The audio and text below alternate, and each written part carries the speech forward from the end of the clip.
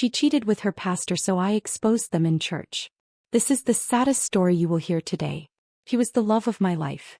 We'd been together for over 3 years. Praying together, fasting together, building dreams, attending midweek services side by side.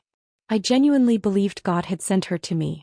You know how they say, a couple that prays together stays together? That was us. Or so I thought. We were both active in church. She sang in the choir. I worked with the media team. Our pastor? He was more than a spiritual father, he was like a mentor, a big brother. I looked up to him. Trusted him. He even laid hands on me once and said God was preparing me for marriage. I didn't know he was already preparing my girlfriend. For himself. It started with small things. She became distant. Started canceling our date nights because pastor asked her to help out with planning something. Sometimes she'd leave my house late at night saying she had to meet pastor for counseling. I didn't suspect anything at first. I was even proud of how involved she was in ministry. Then I started noticing the way they'd look at each other. Too comfortable. Too familiar. One day after service, I saw her laughing with him in a way I hadn't seen her laugh with me in months. My spirit was disturbed. I brushed it off. Until the night I saw the messages. I wasn't even snooping. Her phone lit up while she was in the bathroom.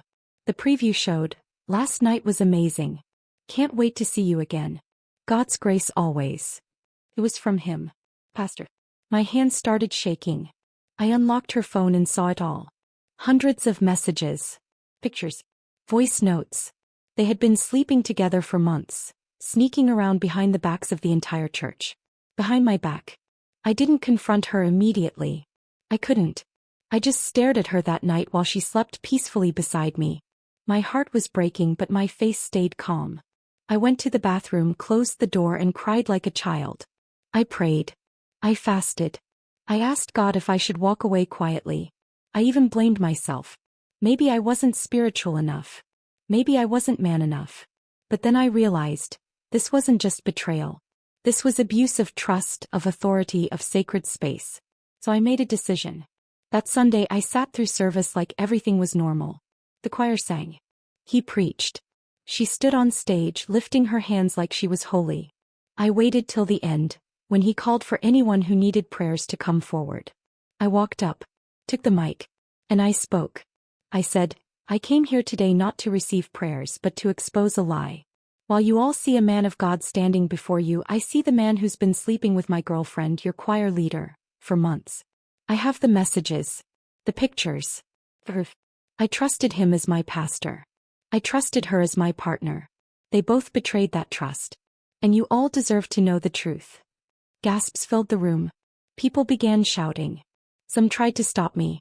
Others demanded to see the evidence. I didn't care about the chaos. I just wanted to be free, from the lies, from the shame, from the pain I'd carried in silence. He didn't deny it. He couldn't. His face said it all. That was the last time I stepped into that church. I left everything behind that day, her, him, that congregation. But I found peace. As I spoke my truth. If you've ever been betrayed, especially by people you trusted spiritually, know this. You are not weak. You are not stupid. And your healing is not in silence. It's in facing the truth and walking away with your dignity intact. Pas chagidi.